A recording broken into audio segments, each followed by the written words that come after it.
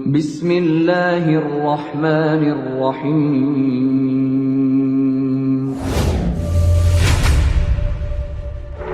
يا أيها الذين آمنوا ادخلوا في السلم كافة.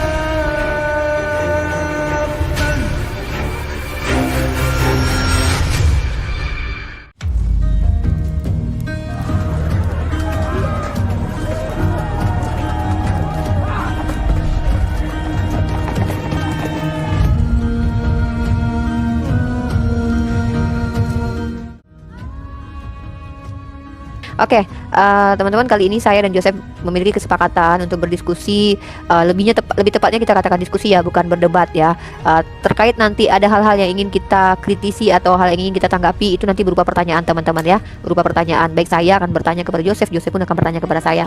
Nah, teman-teman, insya Allah saya berusaha seakademis mungkin, artinya saya berusaha untuk tidak menjawab berdasarkan asumsi pribadi, tetapi menggunakan data-data yang sudah saya kumpulkan beberapa.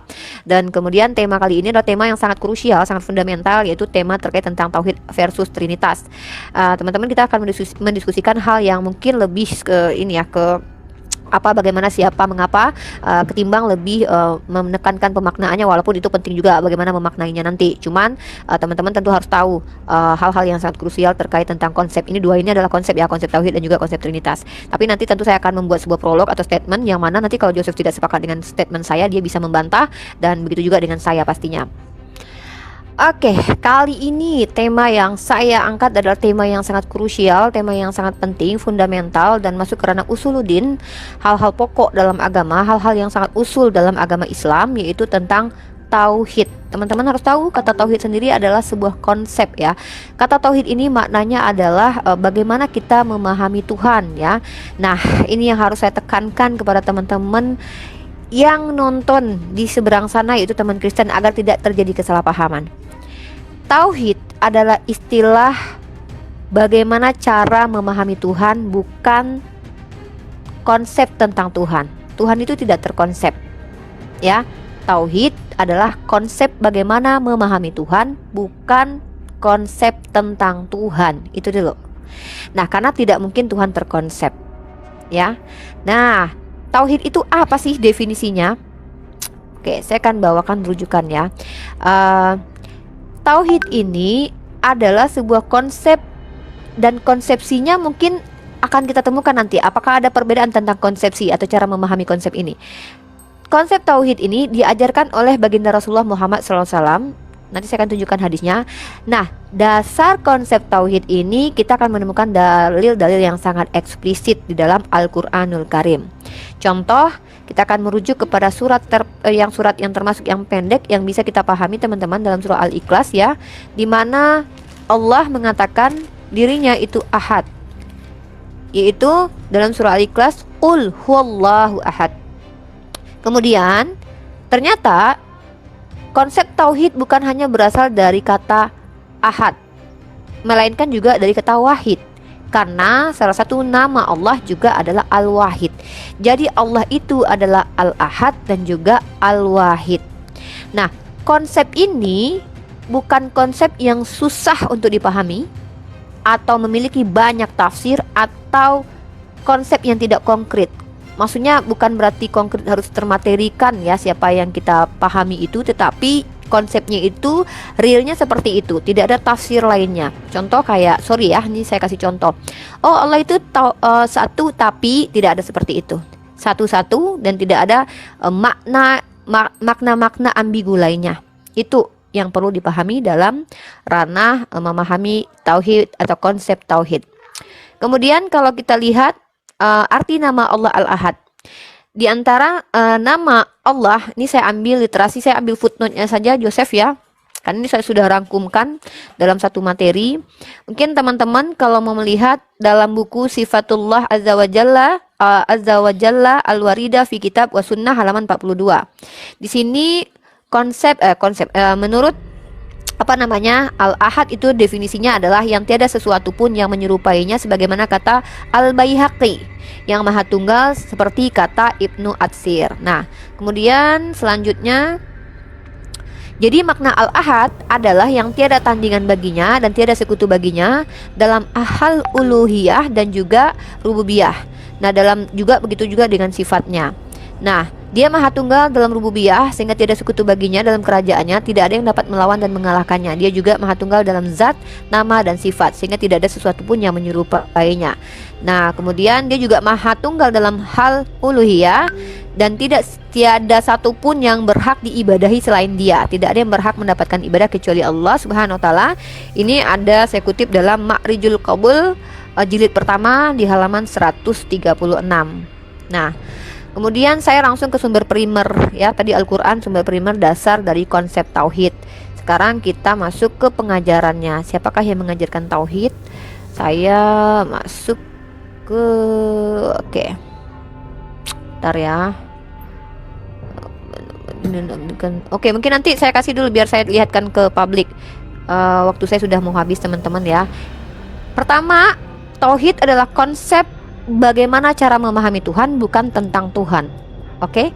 Yang kedua, konsep ini dasarnya eksplisit ayatnya di Al-Qur'an, berasal dari kata ahad dan juga al-wahid. Tidak mungkin ada tertulis dalam Al-Qur'an Allah itu tauhid. Kalau Allah tauhid berarti Allah terkonsep. Ya, nah kemudian apalagi yang mengajarkan konsep ini siapa? Baginda Rasulullah Muhammad SAW dari lisannya langsung mengatakan kata tauhid itu. Nanti saya akan kasih dalilnya. After this ada 2 dalil yang saya temukan teman-teman. Nah, kemudian apalagi ya? Memahaminya seperti apa?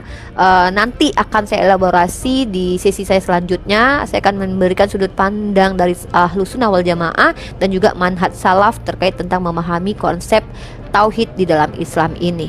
Kurang lebih seperti itu Joseph. Terima kasih. Ya, bismillah wal ibn warhil kudus alillahi wahid. Ya, sebenarnya dalam diskusi kali ini memang tidak ada keseriusan dalam artian kita mengambil sikap tendensius ya, maka kita akan mulai dari penjelasan mengenai Allah Tritunggal. Seringkali teman-teman dari Islam itu selalu menyatakan Tritunggal itu adalah Allah yang tiga. Padahal Tritunggal itu sebenarnya sudah dikatakan oleh Santo Agustinus bahwa Tritunggal adalah suatu konsep, bukan memahami Tuhan itu seperti apa, tetapi bagaimana Allah. Makanya Santo Agustinus itu mengatakan di dalam suatu yang dikutip juga dalam Katekismus Gereja Katolik nomor 230 bahwa kalau engkau memahaminya, ia bukan lagi Allah. Maka Tritunggal ini adalah konsep kebagaimanaan Allah dalam kapasitas maksimal dalam manusia.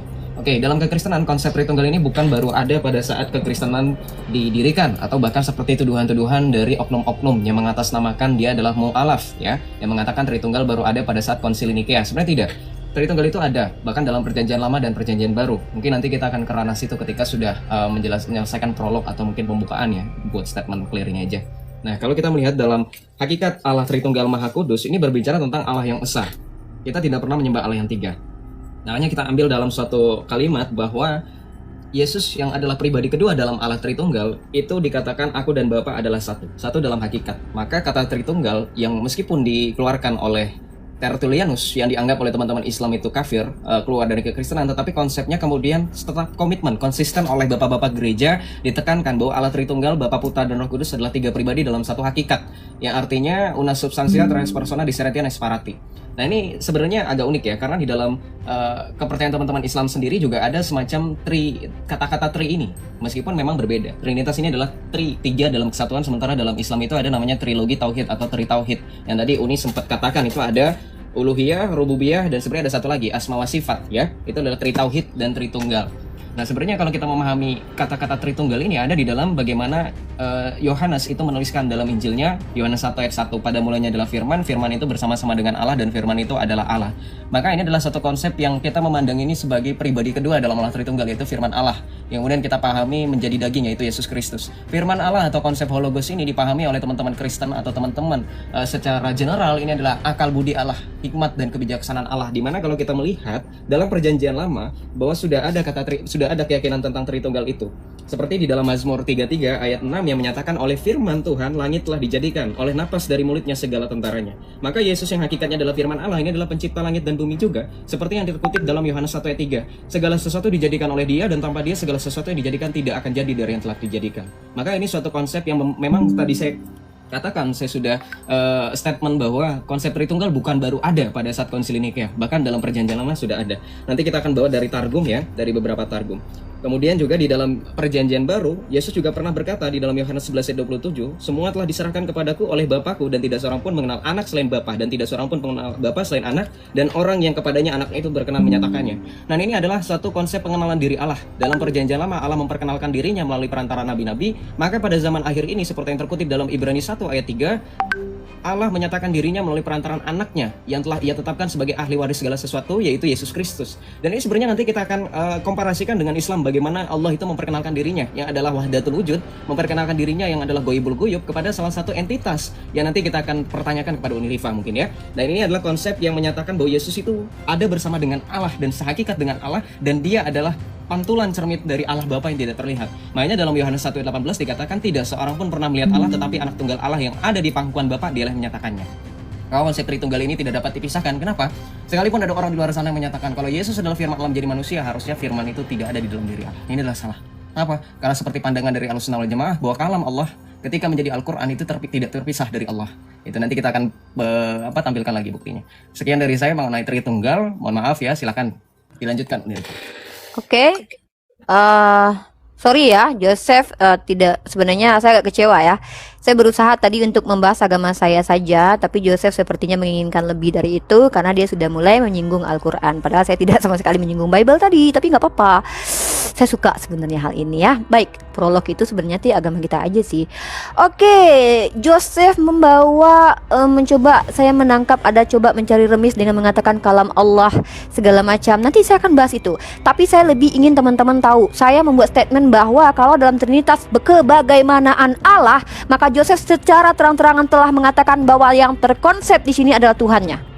Trinitas adalah Tuhan yang terkonsep, bukan bagaimana cara memahami Tuhan, bukan. Tauhid bagaimana cara memahami Allah. Tauhid uluhiyah, tauhid rububiyah, tidak ada yang mengatakan bahwa uluhiyah adalah rububiyah dan sifat itu adalah satu pribadi, tiga pribadi yang berbeda, sementara mereka sama-sama Allah. Inilah kenapa bahasa Indonesia itu harus dipahami secara benar. Kalau sifat Allah, katakan sifat Allah, jangan katakan sifat Allah adalah Allah. Ujung-ujungnya nanti apa? Idung Rifa adalah Rifa. Jangan katakan seperti itu. Umat Islam itu secara dalil sangat-sangat eksplisit. Mari kita bahas tentang kalam Allah nanti kita akan bahas di situ ya. Nah, kalau menurut Joseph bahwasanya ajaran Perjanjian Lama sudah ada konsep tauhid, orang yang paling pertama sekali yang memahaminya itu adalah Bani Israel. Konsep Trinitas sendiri saya menemukan sebuah data teman-teman ya. Ini data yang harus saya tunjukkan dari Katolisitas sendiri. Bentar ya. Oke, teman-teman, mungkin minta waktu sedikit ya. Oke, kita kasih dulu data tentang tauhid ajaran Nabi Muhammad SAW dulu ya. Oke, ini ya. Jadi kata tauhid itu adalah pengajaran dari Nabi Muhammad SAW, bukan sesuatu yang muncul di abad ketiga ya guys.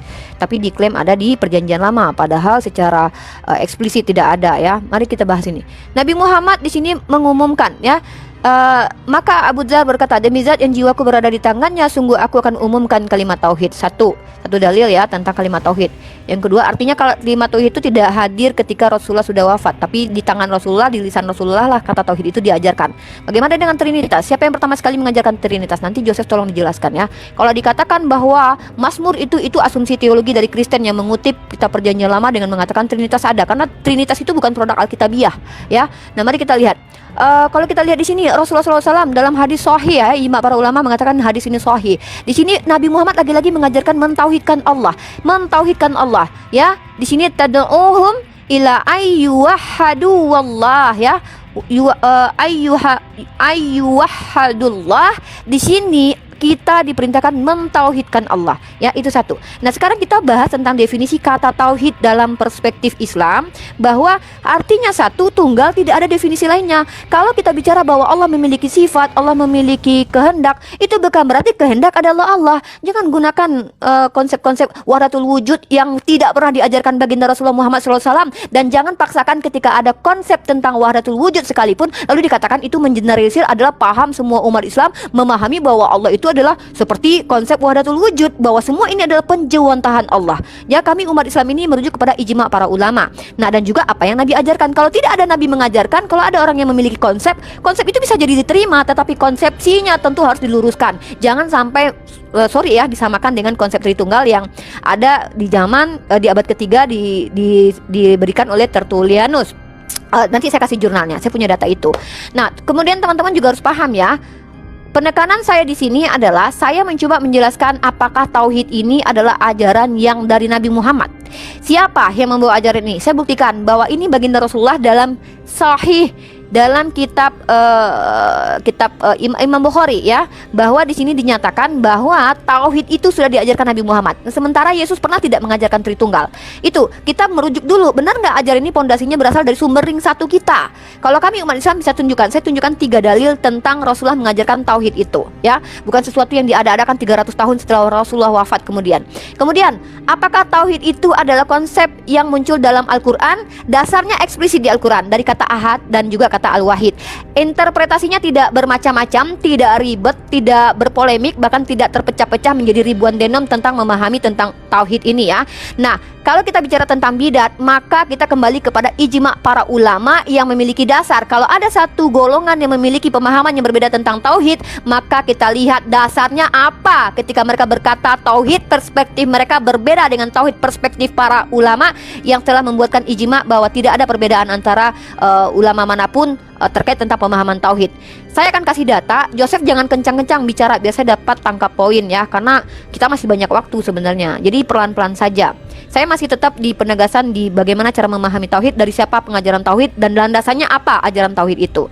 Nah, tadi Joseph sudah membawa beberapa dalil, dan saya mohon nanti pertanyaan-pertanyaan tentang dalil itu lebih ditekankan nomor ayatnya, dan saya juga akan tunjukkan hadis yang saya bawa biar kita bisa mengkritisi ayat atau hadis yang kita bawa. Oke? Tadi saya sempat catat tuh Mazmur 6:33, benar nggak? Mazmur 6:33. Mazmur 33 ayat 6. Kan makanya kecepatan, jadi saya nggak bisa catat, padahal saya catat tuh Mazmur 6:33 saya tulis ya. Saya mau lihat dulu ayat ini ya, Mazmur 33 ayat 6 Ya. Oke. Sudah boleh saya berbicara. Saya bentar sebelum Jose kan ngomong cepet tuh, saya harus ini dulu. Uni juga dari tadi ngomong cepet, tapi saya nggak protes, tapi nggak apa-apa lah. Enggak, tapi poin saya jelas, agama saya yang saya bahas gitu loh. Kalau Jose sudah mulai agak tipis-tipis ya, karena saya pikir kita tidak berdebat, tapi nggak apa-apa. Kalau Jose lebih suka debat, Uni juga suka gitu. Silakan. Saya suka malahan. Ya. Oke, ada beberapa miskonsepsi ya. Kalau dikatakan bahwa Tritunggal itu adalah konsep Tuhan yang terkonsep, maka dalam Tauhid juga Tuhannya terkonsep. Kalau Uni Rifa hanya menunjukkan suatu hadis yang mengatakan Rasulullah mengajarkan Tauhid, saya mau mengatakan bagaimana yang Rasulullah ajarkan terkait tentang Tauhid. Apakah Rasulullah mengajarkan seperti Imam Hasan al-Asy'ari yang mengatakan Tauhidnya Allah dengan 20 sifat? Seperti yang tadi sempat dinukil ya oleh Uni Rifa. Teman-teman ada yang sadar atau tidak sadar mengatakan sifat Allah bukanlah Allah. Gitu.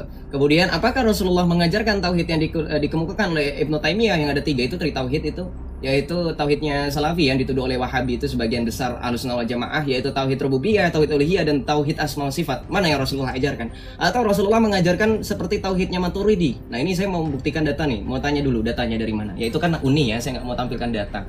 Kemudian terkait tentang beberapa ajaran dalam kekristenan bahwa Bapa, Putra, dan Roh Kudus itu bukan sifat. Maka ketika mengkomparasikan bahwa sifat Allah bukanlah Allah, itu tidak jauh seperti pada saat Imam Al-Ghazali menyatakan Tritunggal bukan syirik. Tapi sayangnya Imam Al-Ghazali hanya sampai kepada pemahaman Bapa, Putra, dan Roh Kudus adalah sifat, bukan pribadi.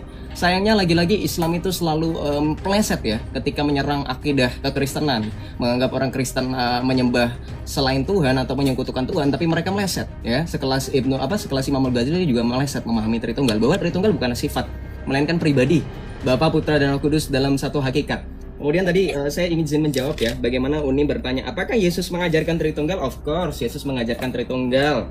Yohanes 5 ayat 23, Yesus mengatakan, supaya barang siapa menghormati anak, ia menghormati Bapa. Barang siapa menghormati anak, ia sudah menghormati Bapa. Makanya orang Kristen tidak bisa menyembah Tuhan itu dengan terpisah, seperti Ahlussunnah Asy'ariyah yang menyembah Tuhan dengan sifat-sifat 20-nya. Kalau Tuhan nggak punya sifat 20, maka Tuhannya bukan Tuhan, gitu kan gitu. Kalau kita nggak pernah menyifatkan Tuhan. Nah, kita tampilkan ini data. Kalau data saya dari buku Pengajaran Iman Katolik, nanti kita akan buka dari buku-buku Islam ya. Ini ada Pendobaan Teologi Ahlussunnah Al-Jamaah, ya, Aqidah Asy'ariyah. Lalu juga ada dari Salafi seperti yang Uni Rifa mau katakan ya. Oke, kita kesini dulu. Bagaimana konsep Tritunggal itu ada di layar ya, Tritunggal Maha Kudus, ya, Trinitas. Ini mengatakan bahwa Tritunggal itu adalah bagaimanaan Allah, sekali lagi saya katakan, kebagaimanaan Allah. Ini yang saya tadi kutip, Mazmur 33 ayat 6. Oleh firman Tuhan langit telah dijadikan, oleh napas dari mulutnya segala tentaranya. Nah, ini adalah pedoman dari bagaimana memahami ketritunggalan Allah, yaitu pribadi kedua, firman Allah itu ada di sini.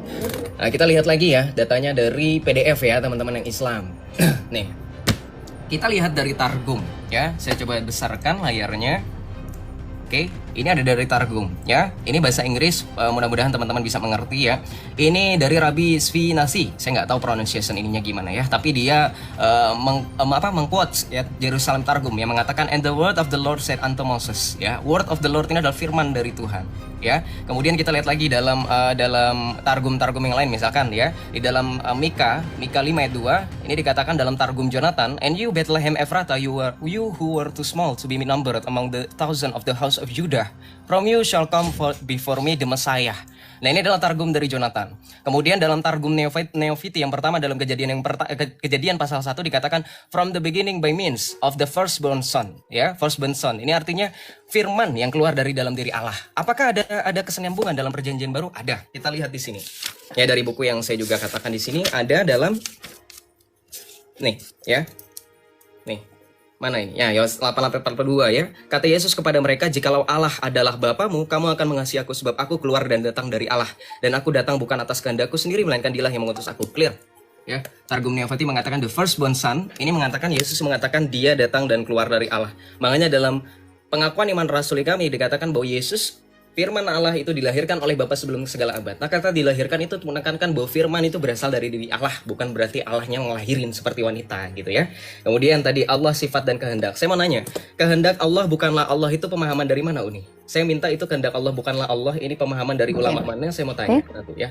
Silakan dijawab. Jadi kalau misalkan tadi konsep Trinitas itu berbeda dengan Islam, of course berbeda. Kenapa? Tritunggal itu konsisten ya. Kalau misalkan terpecah denominasi, Uni harus mengerti ribuan denominasi itu terpecah itu memahami Trinitas, dan terpecahnya mereka bukan terkait tentang konsep kebagaimana Tuhan, tetapi penafsiran atau interpretasi mereka terhadap Alkitab.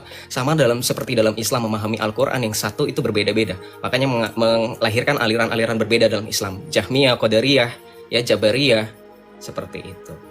Terima kasih, silakan dilanjutkan. Oke, baik, ada beberapa poin teman-teman. Ntar saya buka data dulu. Oke, di sini teman-teman ya. Ini saya ambil dari jurnal ini teman-teman ya. Dari Sekolah Tinggi Teologia Jeffrey Joseph, kalau tidak menerima ini nggak apa-apa ya. Saya tidak masalah, tapi coba kita bawa perspektif ini.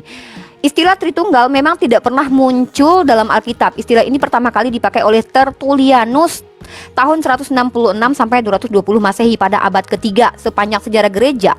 Nah, kemudian kebenaran ini terus dipersoalkan. Tidak hanya pada abad permulaan, kebenaran ini telah mendapat tantangan. Di zaman sekarang pun banyak ajaran sesat menentang kebenaran ini, ya. Sampai ini masalah mereka ya, intern mereka. Kita tidak bahas intern mereka. Lalu Joseph tadi membahas tentang pertanyaannya, dari mana Uni mengatakan bahwa sifat Allah bukan Allah? Joseph, kalau sifat Allah adalah Allah, buat apa kata-kata sifat itu ada? Ini nggak usah pakai dalil Al-Quran. Kenapa? Ini bahasa Indonesia, Joseph. Ini bahasa Indonesia. Sifat adalah sifat, makanya jangan mudah mempelintir bahasa. Ketika bagian tubuh adalah tubuh, apakah tangan adalah rifa? Ketika tangan rifa, ketika bagian dari tubuh rifa adalah rifa, apakah tangan adalah rifa? Joseph, ini bahasa Indonesia. Makanya kesulitan saya diskusi dengan teman-teman Kristen adalah mereka sulit untuk memahami secara hakikat apa itu sifat Allah dan apa itu Allah. Allah memiliki sifat, sementara sifat Allah bukan Allah. Karena sifat Allah ya sifat Allah gitu loh. Sifat Allah itu berkata-kata. Apakah berkata-kata adalah Allah? Ini kan lucu ini teman-teman kita. Apakah mengasihi adalah Allah? Mengasihi adalah sifat. Jadi tolong jangan diperkodok bahasa Indonesia deh ya. Minta dalil lagi di Al-Quran, itu bahasa Indonesia coy ya. Astagfirullah, masa saya harus jadi guru PAUD ngajarin Joseph? Kan gak mungkin dong. Bikin malu aja. Makanya micin itu dikurangin. Ya, itu satu. Yang kedua, Trinitas. Saya bertanya kepada Joseph, di Perjanjian Lama, lalu Anda mengatakan bahwa ada rabi kok yang mengatakan bahwa segala sesuatu itu yang keluar dari Allah. Bukankah di kitab Anda tertulis segala sesuatu memang dari Tuhan? Emang dari Lucifer apa? Segala sesuatu memang dari Tuhan. Bahkan saya bisa menunjukkan nanti, saya dulu tentang dilahirkan. Bumi itu dalam kitab Mazmur juga dilahirkan. Nih, nanti dalilnya saya kasih ya teman-teman ya. Duh, Pak, aku ayat berapa? Oke, utang nanti aku bentar lagi ya, sesi kedua. Ini karena aku nggak sampai ke situ sebenarnya tadi. Nih dilahirkan ya, karena dia bawa dilahirkan. Nah, jadi dilahirkan itu juga diberikan ke bumi gitu. Apakah bumi adalah diperanakkan Tuhan lalu jadi Tuhan gitu kan? Istilah-istilah seperti kayak anak Allah. Nah, maksud di sini ketika kalian memahami konsep Tritunggal ini, tolong tunjukkan siapa yang mengajarkan pertama sekali. Itu poin saya. Ring satunya ada nggak ngajarin tentang Tritunggal ini? Saya tunjukin Nabi Muhammad mengajarkan tauhid. Tentang konsep ini Nabi Muhammad telah ajarkan konsepsinya nanti, maka kami merujuk kepada jumhur ulama yang tidak bersalahan tentang konsep tauhid. Coba tunjukin di mana orang-orang yang berbeda pandangan yang krusial tentang tauhid. Saya kasih data lagi nih ya. Nih saya kasih dari data NU dah. Nah, NU nih. Ingat ya teman-teman ya, Joseph mengatakan bahwa tauhid itu tentang konsep tentang Allah, bukan, tapi tentang bagaimana memahami Allah, bagaimana kita mentuhankan Tuhan kita, ya, mentauhidkan Allah ya. Makanya tauhid rububiyah itu kita tidak menyatakan bahwa Allah itu entitas yang ada lain rububiyahnya secara zatnya itu ada yang lain yang sama dengan dia, tidak mempersekutukannya. Dan uluhiyah itu kita tidak mempersekutukan penyembahan kepada dia. Jadi bukan tentang Allah. Kalau Joseph terang-terangan mengatakan Trinitas itu adalah kebagaimanaan Allah. Allah Bapa, Allah Putra, Allah Roh Kudus itu adalah Trinitas karena satu kealahan tapi tiga pribadi. Itu Tuhannya yang terkonsep. Nah, tauhid bukan Tuhan yang terkonsep, tapi bagaimana cara memahami Tuhan yang diajarkan dalam Al-Quran. Allah perintahkan. Nah, ini ini NU ya, NU online. Aduh, saya lupa lagi untuk ini. Bentar. Pada artikel sebelumnya yang berjudul agenda dibalik pembagian tiga macam tauhid ala Ibnu Taimiyah, penulis telah memaparkan apa dan bagaimana dimaksud dengan ketiga pembagian ini sehingga tak perlu diulangi di sini. Kali ini penulis akan mengkaji masalah pembedaan tegas. Mana ini? Meskipun secara bahasa mana ini? Sorry Joseph ya. Harusnya kita bisa pause nih karena Uni lupa ngasih centang yang penting, poin pentingnya. Nah, jadi ini ya. Nah, rububiyah ya, kita bahas yang rububiyah dulu. Nah, ini nih dalilnya nih ya, bentar. Ini dalam Ibnu Jarir At-Tabari, tafsir At-Tabari ya. Orang Arab jahiliyah mengakui keesaan Allah, tetapi mereka menyekutukannya dalam hal ibadah. Ini bukan tentang Allah, hal ibadah, uluhiyah, penyembahan kepada Allah. Bukan. Nah, bukan berarti Allah terkonsep menjadi menjadi sebuah konsep. Tidak ada seperti itu ya. Bahwa bagaimana cara kami memahami Allah, mentuhankan Allah, menyembah kepada Allah, itu yang terkonsep. Itu satu poin saya. Sebentar. Apalagi ya si Joseph bilang tadi ya. Ya di dalam kitab Perjanjian Lama tadi ya teman-teman. Berarti aku mau nunjukin bahwa di dalam kitab Mazmur bumi juga diperanakkan teman-teman. Saya nggak tahu kalau Joseph mau mengatakan bumi juga adalah anak Tuhan ya. Oh iya, habis waktunya ya. Bentar, aku catat deh. Joseph kebanyakan sih Joseph sih ya, poinnya nggak ini, jadi aku nyatat ini. Soalnya aku tuh mau sistematis tadinya. Siapa ring satu yang ngajarin, kemudian saya udah nunjukin tuh ya tertulian di abad kesekian. Segala sesuatu dari Allah. Oke. Sistematis dong Joseph, jangan lari-lari kemana-mana. Satu. Oke lah. Dua. Iya, jadi nyatet ini. Bentar, yang kedua. Uni mau secara metodenya tuh jelas. Pertama yang ngajarin siapa. Makanya Uni, kalau saya itu debat itu nggak pernah pakai HP, jadi catat tuh. Ya nggak apa-apa, kita beda. Saya catatnya pakai handphone, bukan nggak ada alasan. Ini jangan cepet-cepet dong. Nggak usah mengkritisi saya bikinnya di handphone karena apa? Saya buka dalil menunjukkan mengcounter sama perkataan Yosef. Tentang tentang anak apa? Bentar dulu, diperanakkan. Datanya ada di Mazmur. Ini kan waktu saya. Oke. Ya, Masya Allah ya. Alhamdulillahirrabbilalamin. Jazakumullah khairan katsir ya. Bung Lam.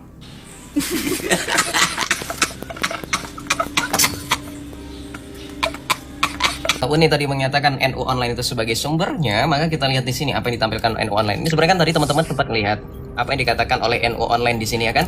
Tadi sempat teman-teman lihat ada boldnya, ada tulisan boldnya. Ini makanya saya penasaran ya, tulisan boldnya di sini agenda dibalik pembagian tiga macam tauhid ala Ibnu Taimiyah. Wah, sebenarnya kalau Uni pakai data ini Uni bunuh diri nih. Kenapa? Di sini dikatakan, kita baca set ini nggak usah, ini penjelasan Uni tadi. Set. Nah, di sini jelas ya. Yang menjadi objek sesungguhnya dari pembagian tauhid ini tak sesederhana itu, tetapi ada agenda tersembunyi di balik klasifikasi ini, yakni yang pertama, mengklaim bahwa mayoritas manusia bahkan seluruhnya sudah mengakui bahwa Allah adalah satu-satunya pencipta dan pengurus alam semesta, dan ini ditentang oleh Ahlussunnah wal Jamaah. Kemudian yang kedua, menuduh bahwa mayoritas ulama ahli kalam dan tasawuf, bahkan mayoritas kaum muslimin masih belum tauhid, dalam arti mereka masih belum menyerukan untuk menyembah Allah saja. Mereka dituduh masih dalam level yang sama dengan kaum musyrik di seluruh dunia, sebab mengabaikan apa yang mereka sebut sebagai tauhid uluhiyah yang menjadi misi para rasul. Yang ketiga, mempropagandakan bahwa lawan-lawan Ibnu Taimiyah dan para pengikutnya belumlah mengimani seluruh nama dan sifat-sifat Allah sebagaimana termaktub dalam Al-Quran dan hadis. Jadi intinya, ketika Uni bawa data ini, NU online loh Uni, NU online itu aswaja. Iya. Hati-hati, dia justru mengkritisi pandangan dari tauhidnya Wahabi, tauhidnya Salafi. Ya, tri tauhid ini dikritik justru di sini. Makanya bersyukurlah tadi Uni jujur ya. Lalu kemudian yang berikutnya, ya, kemudian yang berikutnya ada beberapa poin yang Uni itu sempat jelasan itu kan saya catat di sini bahwa Uni itu mengatakan ya kehendak Allah bukanlah kehendak Allah bukanlah Allah. Ini yang saya catat dari tadi. Nah ini yang mau saya tanyakan, ini dalilnya bukan sifat Allah. Sebenarnya sifat Allah saya udah paham lah, Uni itu berpegang pada ajaran Salafi. Yang saya tanya itu kehendak Allah bukanlah Allah, ini dalilnya di mana? Kalau kita lihat secara Imam Hasan al-Asy'ari menyatakan di dalam kitab Al-Ibanah bahwa kehendak Allah ya adalah Allah, iradahnya Allah adalah Allah, bagian dari diri Allah. Kalau misalkan ada Uni yang mengatakan kehendak Allah bukanlah Allah, saya minta itu dalilnya. Jadi itu yang saya pertanyakan. Kemudian yang kedua, permasalahannya tadi Uni berkata, mana ring 1 mengajarkan Tritunggal? Ring 1 itu kita sebut Yesus Kristus ya, dan para rasul. Nah ini sebenarnya sudah sering ya, ini adalah ayat andalan bagi teman-teman Kristen ketika mempelajari mengenai amanat agung dan juga ketritunggalan Allah. Di sini dikatakan di dalam Matius 28 ayat 19 sampai 20. Ini perikopnya pengutusan murid-murid, kita baca. Karena itu pergilah, jadikanlah semua bangsa murid-muridku dan baptislah mereka dalam nama Bapa dan Anak dan Roh Kudus. Jadi di sini udah jelas Tritunggalan itu yaitu Bapa dan Putra dan Roh Kudus. Lalu kemudian tadi Uni mempermasalahkan ya istilah Tritunggal itu nggak ada di Alkitab. Loh, nggak usah Uni ngomong dari awal, saya udah bilang kok ketika prolog saya bilang memang Tritunggal istilahnya tidak ada di dalam Alkitab. Meskipun dinyatakan oleh Tertullianus, bukan berarti ajaran tersebut dikonsepkan oleh Tertullianus. Tertullianus hanya menggunakan istilah. Sama seperti Rasulullah yang tadi Uni belum jawab nih pertanyaannya. Rasulullah mengatakan dia mewartakan tauhid versi mana yang diajarkan oleh Rasulullah? Apakah tauhidnya orang Salafi Wahabi, ya, tauhid uluhiyah, tauhid rububiyah, tauhid asma sifat, ataukah tauhidnya versi Ahlussunnah wal Jamaah yang menyatakan Allah yang satu zat dengan 20 sifat, atau tauhid versi lain? Itu yang belum dijawab sama Uni dari tadi. Ya, jadi kalau misalkan kita lihat lagi, sebenarnya ada lagi nggak ayat-ayatnya di dalam Injil bahwa Yesus itu mengajarkan tentang Tritunggal? Ya, sekali lagi kalau masalah istilah itu nggak bakalan ada mengatakan aku mengajarkan Tritunggal, enggak. Tetapi tentang bagaimana Tritunggal itu bisa. Ya, makanya tadi saya sempat menjawab dengan Yohanes 5 ayat 23. Di sini dikatakan apa?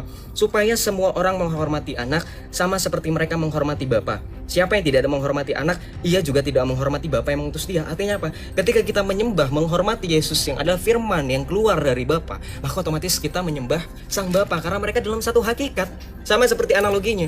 Ketika Anda mencintai seseorang, otomatis yang Anda cintai adalah tubuh dan jiwa dan raga. Makanya kalau Uni mungkin ya, kalau saya pacaran dulu gombalin pacar saya itu dengan mengatakan saya menyayangi kamu dengan jiwa dan raga. Kenapa? Karena itu dalam satu hakikat. Sama dalam Tritunggal ini. Sang Firman dan Bapa dalam satu hakikat, makanya mereka tidak terpisahkan. Nah, lagi ya, kita ambil lagi dalam Yohanes 8 ayat 42. Di sini dikatakan oleh Tuhan Yesus nih. Jikalau Allah adalah Bapamu, kamu akan mengasihi aku, sebab aku datang dari Allah. Ya, Yesus itu berasal dari Allah. Dia adalah firman yang keluar dari Bapa. Nah, oke. Ya, jadi kalau misalkan ada pertanyaan-pertanyaan seputar tentang kekristenan, saya coba menjawab semampu saya berdasarkan dalil dan juga data. Yang saya pertanyakan itu tadi ada beberapa pertanyaan yang di sesi pertama belum terjawab, sesi kedua belum terjawab juga. Mudah-mudahan sesi ketiga menjawab oleh Uni. Thank you. Oke, baik. Silakan Kita langsung aja data ya. Pertanyaan Joseph akan saya jawab. Yang mana yang diajarkan Nabi Muhammad? Baiklah, ini dia ya.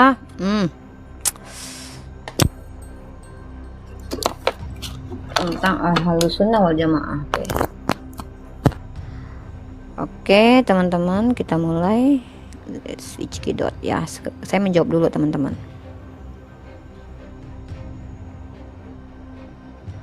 Oke, teman-teman, saya bawa jurnal aja ya, teman-teman ya. Jurnal Tauhid Ibnu Taimiyah dan Tauhid. Nah, ini judulnya ya, teman-teman. Nanti akan saya kasih penutup kesimpulan.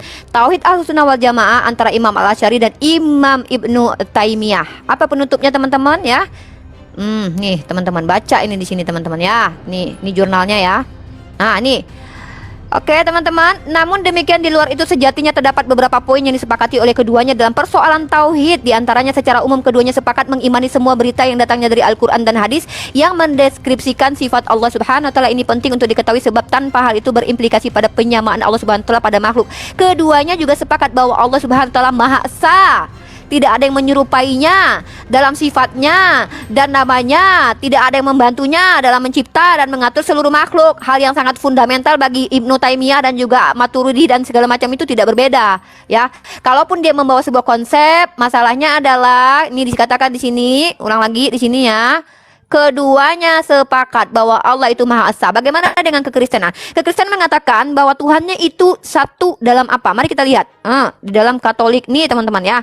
Nih teman-teman, saya buka data Katolik karena si Joseph adalah orang Katolik. Bagaimana dengan pemahaman Tritunggal itu? Nah, jadi lihat ya teman-teman ya. Di sini Bapak Gereja nih. Santo Paus Clement dari Roma. Tahun 88 sampai 9. Bukankah kita mempunyai satu Tuhan dan satu Kristus dan satu Roh Kudus yang melimpahkan rahmatnya kepada kita? Santo Clement. Ini satu Tuhan, ya. Satu Tuhan, satu Tuhan, satu Kristus, satu Roh Kudus. Itu apanya itu yang satu? Apanya yang tiga nih? Nih, satu Tuhan, satu Kristus nih. Santo Ignatius membandingkan jemaat dengan batu yang disusun untuk membangun bait Allah Bapa yang diangkat ke atas oleh katrol Yesus Kristus, yaitu yang disalibnya. Ini apakah bisa dikatakan Yesus adalah sifatnya Tuhannya Bapa? Kalau memang iya berarti tadi apa tadi gambaran atau apa menurut siapa? Apa bayangan atau pantulan apa tadi bahasa si Joseph tadi lupa saya. Ketika dia membawa kalam Allah dan sifat Allah dan kehendak, kalau dia mengatakan bahwa kehendak Allah adalah Allah dan dia membawa siapa tadi imam apa aku lupa. Nah, ini aku tuliskan nih. Apa kata? Bahkan dia sendiri mengatakan tauhid yang dibawakan sama dia adalah sifat apa tadi kalam Allah itu sebagian katanya, sebagian kata dia. Apa kata dia itu? Apa si Joseph bilang apa? Ulang lagi Joseph, yang imam yang kamu bawa tadi. Kamu cepet-cepet sih. Nama imamnya siapa tadi, buku yang kamu bawa tadi? Oh, sorry aku mute. Imam Hasan Al-Asy'ari. Apa kata dia? Apa coba kutipkan? Aku nggak lihat soalnya. Apanya? Apa kutipannya? Pernyataan dia tentang sifat Imam Allah Hasan adalah Allah. Al-Asy'ari. Oh, ini nggak tahu dalam akidah Ahlussunnah wal Jamaah. Enggak, saya minta datanya tadi tuh diulangi, baca kutipannya. Imam Kutipannya. Hasan Al-Asy'ari mengkonsepkan tauhid itu Allah dengan satu zat dan 20 sifat. Saya tanya, tadi kan kamu bilang, kamu seolah memframing bahwa mengatakan bahwa sifat Allah adalah Allah gitu loh. Dan Imam Asy'ari mengatakan seperti itu di kutipannya. Kutipannya. Sorry ya, nggak apa-apa waktu saya dipakai. Di pause aja dulu. Nah, apa kata si Joseph? Ya, ini aku catatin Joseph. Irada Allah adalah bagian dari Allah. Iya. Ya, bagian dari Allah, bukan Allah. Nah, ingat ya, bagian dari Allah Joseph. Tangan Unirifa adalah bagian Unirifa. Apakah tangan adalah Unirifa? Ini bahasa Indonesia, Joseph. Ini bahasa Indonesia. Inilah kenapa kalian itu salah dalam memahami banyak kata, karena kalian tidak mengerti hal-hal yang sangat hakikat. Ya. Nah, coba kamu sudah mengatakan tadi, irada Allah adalah bagian dari Allah. Sifat Allah memang bagian dari Allah, tapi bukan berarti sifat Allah adalah Allah. Makanya ada kata sifat, sifat dan yang disifati. Sifat dan yang disifati. Gitu loh. Coba kutipkan, bacakan tadi. Kamu baca tadi nih, irada Allah adalah bagian dari Allah. Iya. Jadi jangan memframing. Jangan memframing ya. Jadi jangan mengatakan bahwa mata Unirifa adalah bagian dari Unirifa, bukan mata Rifa adalah Rifa. Tolong, ini bahasa Indonesia loh Joseph. Masa hal ini pun harus Uni ajarkan ke Joseph? Nah, kemudian Joseph mengatakan bahwa firman Allah itu lahir dari Allah. Kamu baca dalam kitab Mazmur ya. Kamu bawa Tritunggal tadi ya di dalam kitab Mazmur. Kamu baca dalam kitab Mazmur pasal 90 nomor 2. Kalau seandainya segala sesuatu yang diperanakkan dan dilahirkan itu adalah Tuhan, kamu harus menuhankan gunung-gunung dan bumi. Sebelum gunung-gunung dilahirkan dan bumi dan dunia diperanakkan, bahkan dari selama-lamanya sampai selama-lamanya, engkaulah Allah. Siapa yang memperanakkan gunung? Siapa yang memperanakkan bumi? Allah yang menciptakan, Tuhan yang menciptakan. Jadi kalau seandainya Yesus diperanakkan, ini sama ketika Tuhan berbicara dalam kitab Mazmur pasal 90 nomor 2, bumi juga diperanakkan. Ya, bukan berarti Tuhan melahirkan bumi jrol keluar bumi lalu bumi jadi Allah, bukan. Ya, bahasa yang inilah. Tolong bahasa Indonesia dipahami dengan baik dan benar gitu ya. Mohon maaf saya harus seperti ini ya. Duh, gimana ya cara jelasinnya? Duh, gimana nih ya? Oke, baik, kita lanjutkan ya Uni. Ada beberapa poin yang Uni itu tanyakan. Sebenarnya kalau dikatakan Paulus tidak mengajarkan Trinitas, Paulus itu sebenarnya mengajarkan Trinitas. Dari yang Uni baca itu tadi justru Paulus menekankan ketertunggalan Allah. Kenapa? Di sini dikatakan, makanya saya tadi dari awal itu ketika menjelaskan itu harusnya Uni fokus kepada saya, bukan hal yang lain, tapi nggak apa-apa. Di dalam 1 Korintus 8 itu Paulus justru menjawab ya pertentangan ketika dia ada penyembahan berhala, pagan-pagan Romawi. Ya, dia menyatakan begini dari 1 Korintus 5. Sebab sungguh pun ada apa yang disebut ilah baik di sorga maupun di bumi, dan memang benar ada banyak ilah dan banyak Tuhan. Yang demikian, Nah, di ayat ke-6 dikatakan bagi kita hanya ada satu Allah, yaitu Bapa yang dari Dia berasal segala sesuatu, yang untuk Dia kita hidup, dan satu Tuhan saja, yaitu Yesus Kristus, yang karena Dia segala sesuatu yang telah dijadikan dan yang karena Dia kita hidup. Ini Paulus membedakan Allah Bapa dengan Yesus loh. Harusnya kalau Paulus bukan mengajarkan Tritunggal, harusnya nggak seperti itu. Dan ini pun adalah 1 Korintus 8 ayat 6 adalah dalil bagi kami untuk menyatakan pengakuan iman rasuli seperti yang termaktub ya di dalam yang mau saya tampilkan di layar ini. Ya, ini adalah pengakuan iman rasuli dalam bahasa Arab yang dikatakan u'minu billahin wahid abin dabitul kulli khaliqis sama'i wal ard kulli ma yura wa ma la yura wa birrabbin wahidin yasu'al masih. Sampai situ aja dulu ya. Ini adalah ayat penting. Kenapa? Di pengakuan iman rasul ini dikatakan aku percaya akan satu Allah Bapa yang maha kuasa, pencipta langit dan bumi, dan akan sesuatu yang kelihatan dan tak kelihatan, dan akan satu Tuhan, Putra Allah yang tunggal, Yesus Kristus. Nah, ini adalah basic yang diambil dari 1 Korintus 8 ayat 6 dan juga dalam Kolose 1 ayat 15 dan 16. Ketika Rasul Paulus menyatakan bahwa Allah menciptakan segala sesuatu yang kelihatan dan tak kelihatan. Kita tampilkan lagi di layar ayatnya. Ini adalah surat Rasul Paulus kepada jemaat di Kolose. Nih, dikatakan bahwa telah diciptakan segala sesuatu yang ada di sorga dan di bumi, yang kelihatan dan yang tidak kelihatan. Nah, ini maksud dari pengakuan iman rasuli. Jadi selain mengenai Allah Tritunggal, Bapa dan Yesus Kristus, Rasul Paulus juga menegaskan kita percaya akan sesuatu yang kelihatan dan tak kelihatan. Kemudian yang kedua, tadi sudah terjawab ya, berarti ya Yesus mengajarkan Tritunggal itu tidak dipermasalahkan lagi. Kita akan ke permasalahan mengenai uni. Saya pertanyakan konsistensinya uni dalam berdiskusi. Tadi Uni sempat di awal bilang bahwa Uni akan membawa data primer. Yang saya pertanyakan itu kan Rasulullah itu membawa tauhid apa, itu belum dijawab sampai sekarang. Oke, lupa. Tauhidnya Salafi atau tauhidnya Sunnah wal Jamaah, tapi nggak apa-apa. Sekalipun itu Uni juga membawa jurnal ya, datanya dari jurnal terkait tentang tauhid ya. Tauhidnya katanya nggak apa-apa, Allahnya Esa loh. Saya tadi kan sudah tampilkan, Uni bagaimana nggak dibaca nih. Saya juga tampilkan ya, selain dari NU online, Uni kan juga kebanyakan dari ini. Dari internet ya. Di sini dikatakan apa nih? Ya, ini yang ditulis artikel, walaupun artikel ini adalah pendiri ya, pengasuh ya, Pondok Pesantren Al Khairat Malang ya, yang bernama Bapak Fatih Syuhud ya. Beliau pengasuh Pondok Pesantren Al Khairat Malang. Di sini dikatakan beda tauhid Ahlussunnah dan Salafi Wahabi. Nah, ini ada perbedaan ternyata, bukan sama ya. Di sini dikatakan apa ya? Nih, namun saat ini ada aliran baru dalam Islam bernama Salafi Wahabiyah. Ini Unirifa ya, yang hendak mempersulit perkara yang mudah. Golongan ini menyatakan percaya pada Allah sebagai satu-satunya yang patut disembah saja, itu tidak cukup. Jadi ketika Uni mengklaim bahwa menyembah Allah itu cukup, percaya kepada Allah itu cukup, enggak. Justru Ibnu Taimiyah pendiri mazhab Salafi menyatakan dalam Risalatus Ahli Sufah, tauhid rububiyah saja tidak cukup dan tidak menghilangkan kekufuran. Jadi ini konsep ini dikonsepkan. Anda tidak hanya menyembah Allah, percaya Allah saja. Loh, ini mirip dalam Yakobus 2 ayat 19. Dikatakan apa? Engkau percaya hanya ada satu Allah saja, itu baik. Namun iblis pun percaya. Nah, ini dikonsep, dicontek oleh Ibnu Taimiyah. Percaya Allah sebagai satu-satunya yang patut disembah saja itu tidak cukup. Nah, makanya dikatakan harus ada tauhid yang lain. Nah, makanya saya katakan sekali lagi bahwa di dalam Islam ada perbedaan dalam konsep tauhid. Kemudian yang kedua, Uni mengatakan sifat Allah bukanlah Allah. Ini blunder Uni. Kenapa? Kalau sifat Allah bukanlah Allah, saya tegaskan pada teman-teman, kita bermain logika. Konsekuensi logisnya, kalau sifat Allah bukanlah Allah, maka Allah yang mempunyai sifat wujud, kidam bako, Allah ada, Allah maha kuasa dan seterusnya, maka itu bukanlah Allah. Ketika dikatakan Allah punya sifat maha kuasa, maka itu bukanlah Allah. Karena ini menyatakan sifat Allah bukanlah Allah. Sekali lagi saya tegaskan, sifat Allah bukanlah Allah, itu ada konsekuensi logis bahwa apa yang disifati itu bukanlah Allah. Ya, itu konsekuensi logis. Nah, kemudian yang jadi pertanyaan saya sekali lagi, saya minta dalil dalam Islam, jangan dari jurnal, dari primernya aja dulu, Al-Quran maupun hadis, bahwa tauhid mana yang disepakati oleh Islam secara keseluruhan. Karena saya lihat di dalam ulama-ulama Ahlussunnah wal Jamaah dan Salafi ini banyak komparasi atau perbandingan ya, menang-menangan mana konsep tauhid yang benar. Ya, silakan. Teman-teman, mari kita lihat.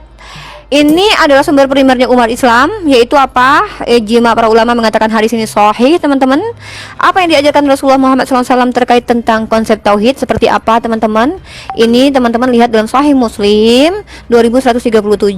Kita ikuti Rasulullah mengajarkan mentauhidkan Allah dan mengagungkannya, dan beliau membaca la ilaha illallah wahdahu la syarikallah. Ini ajaran Nabi Muhammad. Jangan menyekutukan Allah, ya. Satu hanya, tidak ada ilah lain selain Allah. Tidak ada ilah lain. Kalau ada dari konsep dari pemikiran Ibnu Taimiyah, Imam Maturidi, imam manapun itu, baik imam Syiah sekalipun, ketika mereka mengeluarkan konsep dengan nama uluhiyah, rububiyah, apapun itu yang jatuh ke dalam kesyirikan, tunjukkan apanya yang mereka syirikan, siapa dengan siapa mereka syirikan Allah. Ya, karena kalau Anda mengatakan bahwa oh tidak cukup hanya menyembah kepada Allah yang mentauhidkan Allah, itu bagaimana cara? Memang tidak cukup hanya menyembah Allah, bisa juga mencintai Allah segala macam, itu betul. Bukan berarti Ibnu Taimiyah, imam-imam lain itu masuk ke dalam ranah mensekutukan Allah. Itu poinnya, ya. Bagaimana ajaran baginda Rasulullah? Bahkan saya sudah tunjukkan jurnal bahwa perbedaan mereka dan mereka sama tentang mengesahkan Allah. Nah, Joseph sendiri mengakui, lalu mengatakan tadi apa? Paulus, saya katakan Paulus itu mengatakan hanya ada satu Allah, yaitu Bapa, dan satu Tuhan. Hanya ada satu Theos dan satu Kurios. Kalau memang Kurios adalah Theos, ngapain itu dipisah kata-katanya? Udah pakai Kurios atau Theos aja gitu loh. Itu poin saya. Jadi keterbatasan bahasa Joseph. Lalu mengatakan kalau Uni bilang bahwa sifat Allah bukanlah Allah, maka ketika Allah iroda itu bukan Allah. Bukan berarti ketika kita tidak berada di kiri maka kita pasti di kanan, Joseph. Ada lagi bagian lain, apa itu? Tengah. Bukan berarti ketika tidak ada makhluk dan ada ada kholik, bukan berarti tidak ada sifat makhluk dan sifat kholik. Ada istilah lain yang digunakan dalam bahasa Indonesia, yaitu sifat instrumen, ya. Kalau kita bicara tentang sifat Allah, bukanlah Allah, tapi apa? Cukup dengan kata-kata sifat Allah. Kenapa tidak puas dengan kata sifat Allah? Sifat Rifa adalah Rifa. Manis adalah Rifa memang. Oh, sifat Uni Rifa ini orangnya adalah marah. Apakah marah adalah Rifa? Tidak semua yang marah adalah Rifa. Bagaimana Joseph memahami bahasa Indonesia ini, memaksakan, mencoba mencari remis, seolah-olah kami dipaksa harus seperti Joseph yang firman adalah Allah, menggunakan konsep berpikirnya orang-orang Yunani, dengan kemudian membawa wahdatul wujud, yang bahkan Rasulullah jelas eksplisit mengajarkan bagaimana cara bertauhid kepada Allah. La ilaha illallah, la ilaha illallah, tiada ilah selain Allah. Bagaimana dengan Joseph? Ilahnya ada berapa? Yesus Allah ilah, Tuhan. Bapa juga ilah, Roh Kudus juga ilah. Apakah Yesus bagian dari Allah Bapa? Oke, tapi satu pribadi Yesus, satu pribadi Bapa. Mereka adalah pribadi yang memiliki sifat berbeda. Contoh, Yesus memiliki sifat kemanusiaan. Bapa punya sifat kemanusiaan tidak? Tidak. Mereka dua entitas yang berbeda, makanya disebut dengan Trinitas. Tiga pribadi dengan satu hakikat. Apa hakikatnya? Allah. Konsekuensinya adalah sebenarnya kalian jatuh dalam ranah politis yang tidak kalian terima. Itu kenapa nalar kalian tidak menerima Tuhan itu banyak. Makanya muncul konsep Trinitas ini, untuk seolah-olah membaurkan bahwa kami ini bukan politis loh, Tuhan kami nggak banyak loh. Itu cuma satu. Satunya apa? Hakikat, tapi pribadinya beda. Pertanyaan saya, apakah pribadi dan kepribadiannya sama? Kalau memang kepribadiannya pun sama, ingat loh ya, entitas ini sudah memiliki pribadi dan kepribadian nih. Sudah ada sifat yang melekat pada si pribadi ini. Yesus punya sifat kemanusiaan dan sifat ketuhanan. Tuhan yang Bapa itu tidak punya sifat kemanusiaan, punya sifat keilahian saja. Apakah bisa dikatakan satu hakikat hal seperti itu, Joseph? Ini nggak perlu pakai ini ya, bahasa Indonesia aja nih. Joseph udah nggak paham nih. Teman-teman Kristen, kegagalan mereka itu memahami bahasa Indonesia. Malu dibantai segitu. Oh. Sifat Allah adalah sifat Allah, Joseph. Jangan pernah memperkodok bahasa. Kalau memang sifat Allah adalah Allah, ngapain ada kata sifat? Tolong ya, tolong bahasa Indonesia jangan diperkodok. Ya, nah ketika ulama kami membahas tentang sifat Allah, itu adalah konsep berpikir. Ketika mereka tahu bahwa Allah Ar-Rahmanur Rahim, mereka tahu, wah, dengan naluri mereka, nalar mereka, mereka punya kognitif memahami bahwa ternyata Allah punya sifat Maha Mengasihi. Apakah mengasihi adalah Allah? Oh, kalau berarti Rifa mengasihi, maka Rifa juga Allah.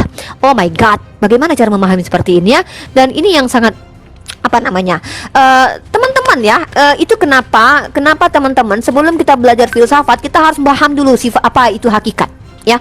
Kalau kita bicara tentang instrumen, kalau kita bicara tentang zat ya, kalau kita bicara tentang entitas, teman-teman, entitasnya manusia, dia tidak akan dikatakan manusia kalau tidak including jasad, roh, jiwa, dan seluruh raganya ini. Kalau cuman jasad doang namanya mayat, kalau cuman roh doang namanya roh gentayangan. Maka manusia dikatakan manusia ketika dia including semua. Maka tidak ada istilahnya sifat Allah adalah Allah. Sifat Allah ya sifat Allah gitu loh. Kok maksa sifat Allah adalah Allah gitu, lucu gitu loh. Sifat Allah adalah sifat Allah. Kenapa nggak cukup dengan kata-kata itu? Anak kecil aja tahu. Apakah sifat ibu adalah ibu? Sifat ya sifat. Yang disifati. Oh my god, gitu aja pun susah. Apa tadi ya? Oh, udah habis waktunya. Aduh, saya belum menjawab ini. Theos dan Kurios by the way ya. Kalau memang sama ngapain itu dipakai kata berpisah Theos dan Kurios. Oke, mungkin Oke, silakan. Oke, saya menanggapi bahwa katanya Kurios dan Theos itu berbeda. Ya memang berbeda kok ini. Jadi kalau misalnya Uni mengkritik saya nggak ngerti bahasa, ya sama. Uni juga nggak ngerti bahasa. Tuhan dan Allah itu berbeda ya ini. Makanya orang Islam kalau ditanyakan Tuhan dan Allah itu nggak nyambung, karena bagi mereka Tuhan itu Allah dan Allah itu Tuhan. Nah, tadi sebenarnya sedikit menarik ketika dikatakan bahwa Nabi Muhammad menyatakan nggak mengajarkan kesyirikan atau tidak menyekutukan Allah dan seterusnya. Loh, ya dari perjanjian lama juga sama. Di kami juga sama. Tadi kan 1 Korintus 8 ayat 6. Ya, tidak ada Allah lain selain Allah Bapa. Tuhan itu juga satu, hanya Yesus Kristus. Ya, dipelajari dulu mungkin ya terkait tentang Tuhan dan Allah itu perbedaannya apa, Kurios dan Theos ya. Makanya kalau misalkan umat Islam bersyahadat la ilaha illallah, tiada Tuhan selain Allah, berarti Tuhannya Allah. Berarti mau nggak mau sharing dengan orang kafir Quraisy, Tuhannya sama Allah. Ya, kemudian kita lihat di dalam perjanjian lama yang tadi saya katakan bahwa kalau Muhammad hanya menyebutkan tauhidnya Nabi Muhammad ini, wah apa kerennya dengan Yesaya. Sayangnya Yesaya bukan nabi besar sih. Nih, ya saya nabi besar dalam kekristenan dan Yahudi, tapi masalahnya ini 700 tahun sebelum kedatangan Yesus ya. Sebelum kedatangan firman Allah yang menjadi manusia, sebelum kemanusiaan Yesus itu ada, dia sudah mengatakan, Yesaya 44 ayat 6. Nih, dikatakan gini, beginilah firman Tuhan, Raja dan penebus Israel, Tuhan semesta alam, akulah yang terdahulu dan akulah yang terkemudian. Tidak ada ilah selain aku. Sebatas ini doang tauhidnya Muhammad. Ya udah, berarti Yesaya 44 ayat 6 aja pakai. Kalau sebatas ini doang dari tauhidnya dalam hadis, menyembah hanya kepada Allah dan tidak ada Allah lain. Ya udah, ini aja. Yesaya 44 ayat 6 ini sama jawabannya. Tidak ada ilah selain aku. Sama. Ya, kemudian kita lanjut lagi tadi kan. Ini agak unik ya. Kita kembali lagi. Ya, Uni sebenarnya udah mulai lari-lari nih, udah mulai goyah dengan ketetapan tauhid mana yang dipakai sama Uni. Nih, kalau tadi dikatakan tauhidnya sama, Allahnya sama. Loh, ini ada loh. Ini ijma ulama, kata Uni disepakati ijma ulama. Kok menurut salah satu sumber yang saya pakai ini, insya Allah ya sumbernya ini bisa dijadikan hujah, karena ini yang nulis ini adalah nih, ya. Pengasuh Pondok Pesantren Al Khairat Malang. Beliau itu penulis buku, teman-teman, ya. Bukunya banyak. Ya, ini, wah. 3 jenis tauhid ala Wahabi, bid'ah, sesat. Nah, dikatakan di sini ini sama Islam loh. Nih, kita lihat di sini. Ya, pertama dan utama teori pembagian tauhid mengenai rububiyah menjadi rububiyah dan uluhiyah adalah bid'ah. Wah, bid'ah ternyata. Karena tidak ada dalam Al-Quran dan Sunnah Rasul, serta tidak pernah ada dalam tatanan wacana generasi salafus salih. Nah, ini ada dalam kutipan dari perkataan mantan mufti Mesir ya, yang bernama Ali Jum'ah Muhammad, yang menyatakan dalam salah satu fatwanya, pembagian tauhid menjadi uluhiyah dan rububiyah termasuk pembagian yang baru yang tidak berasal dari generasi salafus salih. Ya. Ini kalau misalnya pakai Ibnu Taimiyah, perhatikan ini, hati-hati. Ibnu Taimiyah itu pernah mensahihkan hadis di mana Rasulullah itu bermimpi bertemu dengan Allah dalam bentuk pemuda amrot berkulit hijau berambut keriting. Masa iya konsep tauhidnya mau ngambil dari orang yang pernah mensahihkan hadis Allah itu berambut keriting? Kan nggak mungkin. Nah, kemudian di sini dikatakan apa? Ali Jum'ah juga menegaskan bahwa selain bid'ah dan berlawanan dengan ijma ulama, berlawanan ternyata. Kata siapa tidak berlawanan? Berlawanan nih. Berlawanan dengan ijma ulama. Pembagian tauhid ini juga kontradiktif dengan ucapan Ibnu Taimiyah. Pendapat yang menyatakan bahwa tauhid rububiyah saja tidak cukup dalam iman. Loh, ini jadi iman tanpa perbuatan adalah mati ini. Nyontek lagi Yakobus 2. Ya. Iman tanpa perbuatan mati. Mengimani saja nggak cukup, kata Ibnu Taimiyah nih, ya. Adalah ucapan ahli bid'ah yang bertentangan dengan ijma ulama yang hidup sebelum Ibnu Taimiyah. Nah, itulah ya, dalam Islam itu saya bingung makanya. Melawak United ni udah kelihatan goblok ya kan. Kemudian ya tadi Uni bilang tangan Uni belum tentu Uni, Joseph. Uni punya sifat marah, belum tentu marahnya itu hanya Uni. Loh, Uni, marah itu bukan sifat loh. Ya, marah itu bukan sifat. Dan lagi-lagi Uni, ingat Uni, Masya Allah, astagfirullah, sadar. Laisa kamislihi syai'un wa huwa samiul basir. Tidak ada yang serupa dan setara dengan Allah. Masa Allah mau disamakan dengan Uni Rifa? Apa Allah punya sifat marah? Allah itu qiyamuhu binafsihi, berdiri sendiri, beda dengan makhluk. Kok mau disamakan dengan makhluk Allahnya? Blunder ini. Ya, kok mau sifat Allah sama dengan makhluk, padahal Allah itu tidak serupa dengan dan setara. Loh, ini Islam, saya bingung ini. Ya. Saya dari tadi bingung ini, makanya ketika Uni menyamakan Allah dengan Uni Rifa itu bingung saya.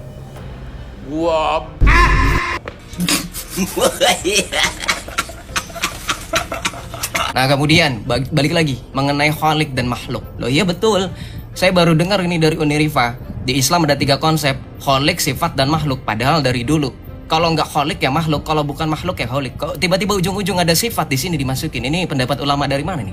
ya. Nah, mau saya tanyakan lagi, konsep tauhid dari Islam beneran nggak? Beneran nggak hanya mengesahkan Allah? Beneran nggak hanya menyembah Allah? Ya, itu yang nanti mungkin boleh dijawab sama Uni ya. Silakan, waktu saya sudah habis. Saya menghormati waktu. Oke, baiklah, kita mulai. Gak usah framing, tapi kan saya bantai dulu di sini teman-teman ya.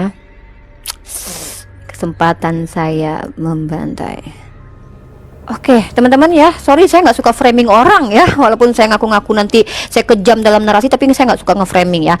Dia mengatakan bahwa saya menyamakan diri saya dengan Allah. Padahal saya membawa analogi bahasa yang sangat mudah dimengerti. Antara sifat dengan yang disifati itu berbeda. Penekanan saya di situ, tapi dia nggak paham juga teman-teman. Lalu dia bilang saya menyamakan diri saya dengan Allah. Astagfirullahalazim. Tapi ya sudahlah ya, nggak apa-apa ya, kita nggak usah bahas itu.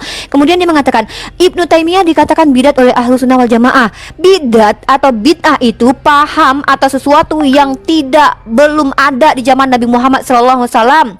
Menuliskan Al-Quran itu juga sesuatu yang baru. Jadi bukan, dan itu juga ada, makanya ada bid'ah hasanah dan juga bid'ah yang dolalah.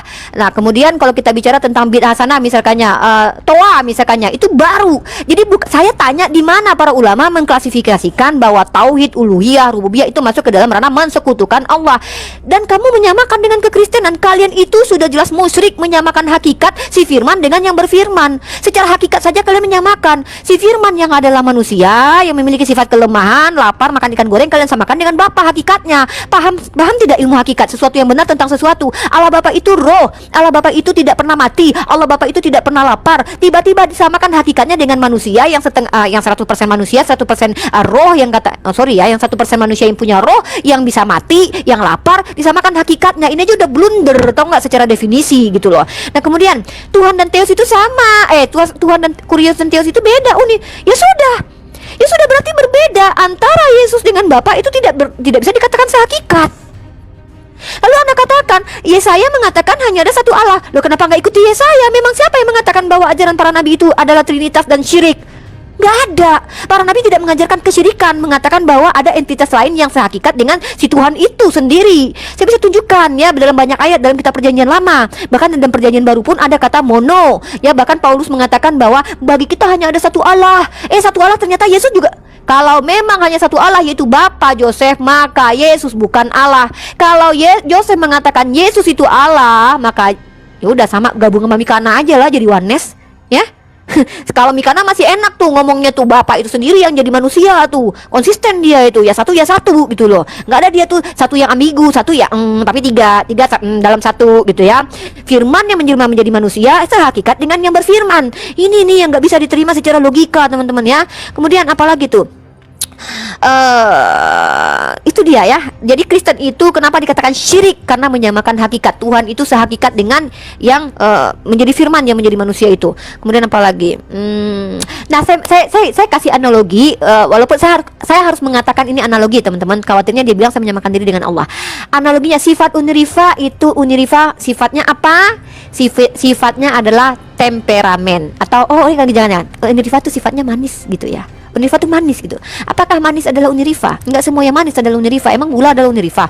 Jadi pemahaman bahasa Indonesia yang sulit karena mereka ya terpapar filsafat ya, makanya mereka seperti ini. Hakikat saja mereka tidak paham. Tangan unirifa adalah unirifa. Ketika tangan unirifa terpotong dan dikuburkan karena kecelakaan, maka yang terkubur adalah unirifa. Begitu cara Yosef memahami ketuhanan dia gitu. Karena Tuhannya terbagi-bagi gitu ya. Terbagi-bagi ya, mohon maaf ini seperti Lego nih, keluar dari Allah kemudian menjadi Allah lain ya, kemudian sehakikat gitu. Tapi si Allah yang sehakikat ini tidak mengikuti kehendaknya sendiri, tapi mengikuti si Allah Bapa yang mengutus dia gitu. Si Allah anak ini yang adalah pribadi lain dengan Bapa yang pribadi lain, itu sehakikat. Saya nggak ngerti hakikatnya apa gitu. Yang sama tuh hakikatnya apa, saya nggak ngerti sampai sekarang ya.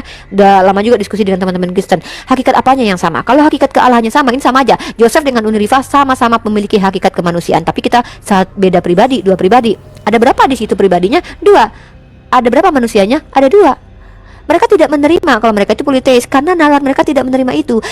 Bukti bahwa manusia, orang-orang Kristen tidak menerima Tuhan itu banyak. Itulah muncullah konsep Trinitas ini untuk membaurkan Tuhan yang politeis itu. Kalau kita bicara Father is not Holy Spirit, Holy Spirit is not Son, Son is not Father, tapi mereka adalah hakikatnya, substansinya adalah Allah. Ya udah, ini ibarat kata nih jenis kealah sama nih dalam satu jenis kealahan, tapi tiga pribadi. Ya udah politeis. Oh, kalau mau menjelaskannya lebih lagi, itu kenapa sampai saat ini dikatakan bahwa Trinitas itu misteri. Walaupun banyak orang Kristen yang mencoba untuk menjelaskannya. Teman-teman, saya katakan ini bukan dari saya bahwa Trinitas ada misteri. Saya akan tunjukkan datanya, teman-teman. Oke, footnote-nya saya bacakan, teman-teman. Oke. Trinitas misteri, teman-teman. Produk pikiran kok misteri gitu loh. Bukan produk Alkitabiah. Kalau produk Alkitabiah nggak apa-apa misteri. Ini produk konsep otak, pemikiran kok bisa jadi misteri, coba. Misteri Trinitas tak mudah dipecahkan. Selain memang tidak mungkin memahami rahasia ini secara utuh, tetapi juga seringkali umat Kristen mengalami salah sangka dan persepsi mengenai hal ini. Magnum Opus Jurnal Teologi dan Kepemimpinan Kristen volume 1 nomor 1 Desember 2019 halaman 22. Ini dia. Dari Tri Untoro Sekolah Tinggi Teologi IKAT Jakarta. Ini dia footnote saya. Oke, saya akan kasih data lagi setelah itu tentang Trinitas ada misteri. Oke, terima kasih. Toh. Baiklah. Ya, sekali saya, habis itu Uni, dan habis itu langsung closing statement dari kita berdua. Oke. Gitu ya. Janji lo Joseph, nggak usah framing di komal masing-masing ya, nggak usah. Bikin ilfil tau nggak sih? Udah nggak usah jadi penghujat. Saya Kita nggak diskusi framing aja. kok, kalau ada framing, Sering. ditampilkan Uni aja. bisa tunjukin. Uni ada Saya punya videonya. recordnya. Saya punya, kalau Uni punya recordnya ya post aja sama seperti saya. Enggak, saya nggak mau ngepost gitu. Ngapain kayak gitu. Ya udah, kalau gitu nggak usah nuduh saya framing. Oke, kita mulai. Tadi aja framing dibilangnya Uni nyamain diri sama Allah. Aduh. Analogi aja nggak ngerti analogi. Iya, sebenarnya Saya belum kasih ini, Deng. Ya udah, kita jangan closing dulu. Ada satu lagi kasus yang akan saya kasih, teman-teman. Makin seru nih ha. Oke, kita lanjut ya. Bagaimana Uniriva menjelaskan tentang kebagaimanan Allah. Sebenarnya saya tuh nggak cuma asumsi pribadi. Ini bahaya kalau misalnya Uniriva dijadikan pandangan ya oleh teman-teman Islam yang menonton di sebelah sana atau di room saya. Ini dikatakan dalam satu hadis. Sebenarnya dari tadi tuh saya mikir, ini Uniriva tuh pernah mengetahui satu hadis nggak? Di mana Rasulullah itu bersabda, perhatikanlah makhluk Allah dan jangan memikirkan zat Allah. Maka sungguh kamu tidak dapat memperkirakan yang menjangkaunya atau membatasi kebesarannya.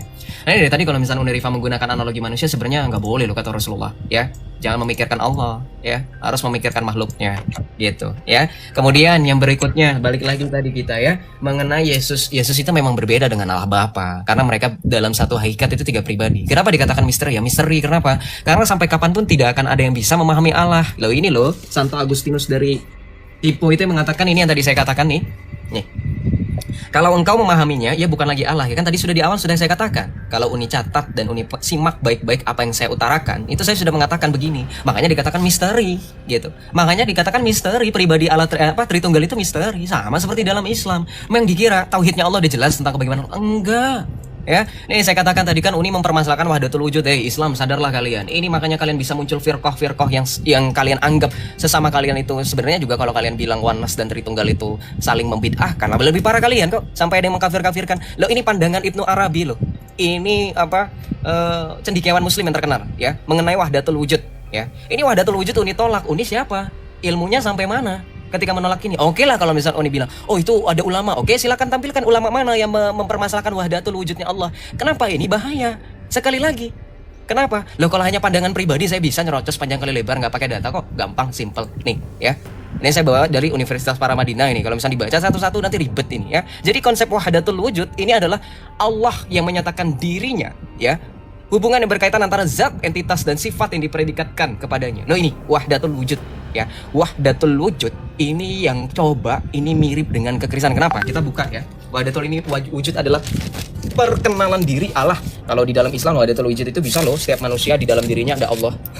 Berarti ada beberapa Allah, tapi kita nggak ke situ ya. Karena oke, kita baca dalam Ibrani 1. Nih dikatakan begini ya. Setelah pada zaman dahulu Allah berulang kali dan dengan berbagai cara berbicara kepada nenek moyang kita dengan perantaran para nabi. Pada zaman akhir ini ia berbicara kepada kita dengan perantaran anaknya yang telah ia tetapkan sebagai ahli waris segala sesuatu. Loh, Allah kami udah duluan wahdatul wujud loh.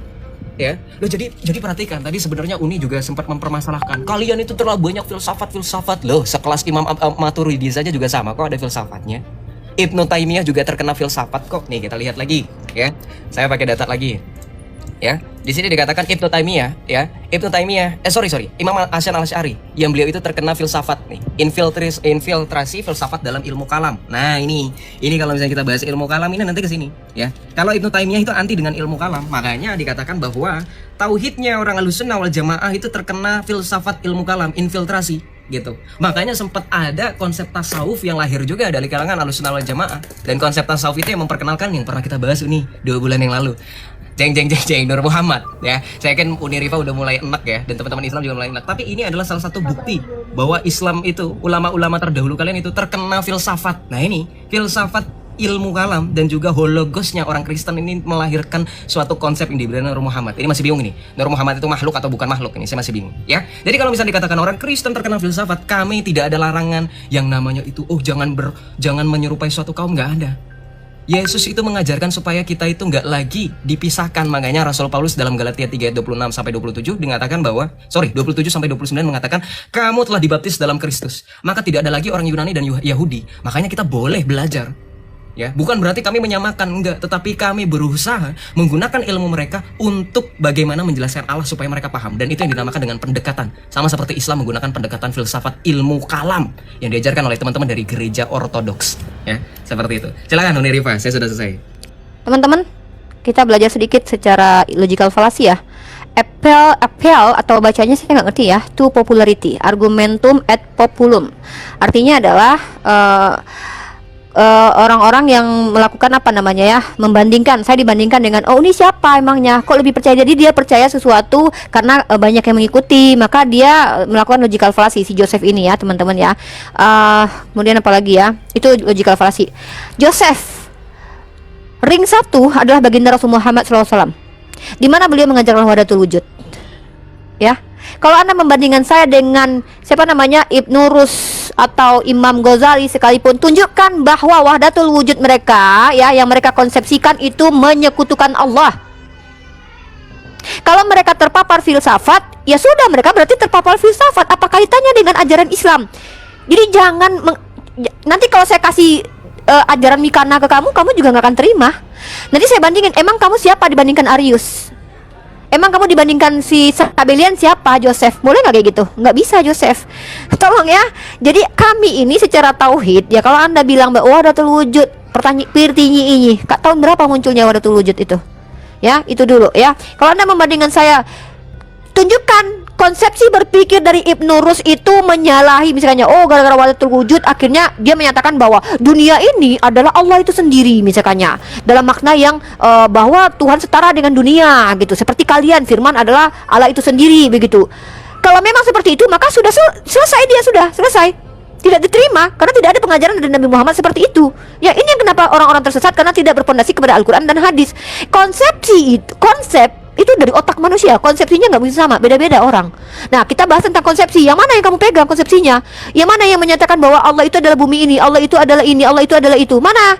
Kalau ada yang mengatakan itu, sudah selesai kan? Kamu sendiri dulu membawa data ketika bahas Nur Muhammad. Bahkan Nur Muhammad itu adalah ciptaan, Joseph. Nur Muhammad adalah ciptaan. Hadis mungkar atau hadis dhaif yang kamu bawa kemarin itu, kita sudah selesai.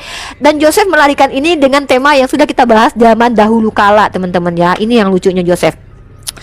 Saya tadi menganalogikan ya, bukan menganalogikan Tuhan. Bukan, saya menganalogikan apa perbedaan antara kata sifat dengan yang disifati. Makanya saya bawa diri saya yang memiliki sifat dan juga ada yang disifatinya, itu saya. Saya bukan sedang menganalogikan Tuhan di situ. Yang lucunya adalah kalian yang mengakui bahwa Trinitas adalah misteri, padahal itu konsep berpikir. Masa konsep berpikir tidak bisa dipahami dengan pikiran? Lucu ya. Yang kedua adalah satu lagi, Trinitas adalah misteri. Coba lihat Kristen mendefinisikan, menganalogikan, mendeskripsikan anak adalah Bapak bukanlah Roh Kudus bukanlah anak. Itu apa? Ini yang disebut dengan argumen kalian itu. Dan kamu dari tadi membawa bahwa iya, kalau di Yesaya, di perjanjian lama, Tuhan yang seperti itu, apa bedanya? Lah memang itu pertanyaan kami. Kenapa di kitab kalian itu Tuhan itu cuma satu, kok kalian tiga dalam satu dalam tiga? Dari mana gitu loh? Digegen pressing balik KO tuh.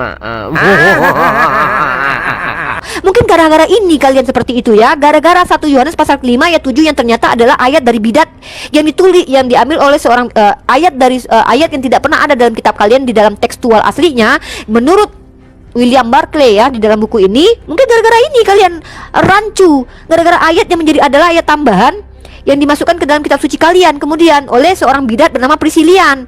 Ini gara-gara kitab suci kalian tuh ya. Nih, sorry, mana nih ayatnya nih? Nih. Nah, nih di halaman ke-185 teman-teman baca. Di sini dikatakan bahwa ayat 1 Yohanes pasal ke-5 ayat 7 ini adalah tidak pernah ada dalam Vulgata. Kamu pakai Vulgata kan, orang Katolik kan?